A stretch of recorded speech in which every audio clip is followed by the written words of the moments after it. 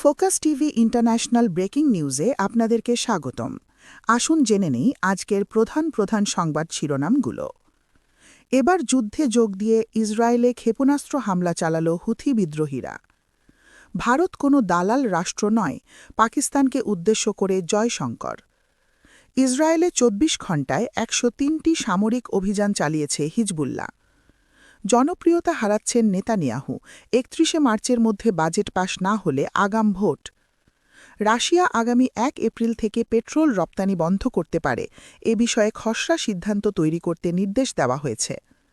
কান্নায় ভেঙে পড়লেন ইসরায়েলি মেয়র, দোষারোপ করলেন নেতানিয়াহুকে।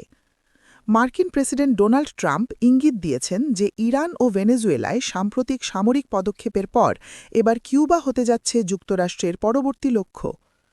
ইরানের কাছাকাছি এলাকায় মোতায়েন করা হতে পারে মার্কিন রণতরী জর্জ বুশ। ন্যাটো আমাদের পাশে নেই, আমরা কেন তাদের পাশে থাকব, ট্রাম্প। নেপালের ক্ষমতাচ্যুত প্রধানমন্ত্রী কেপি শর্মা ওলি গ্রেপ্তার।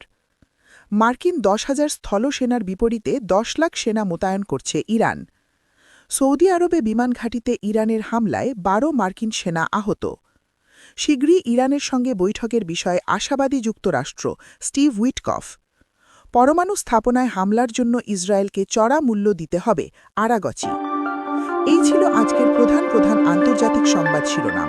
আমাদের পরবর্তী সংবাদ দেখার জন্য ফোকাস টিভির সাথে থাকুন। ধন্যবাদ।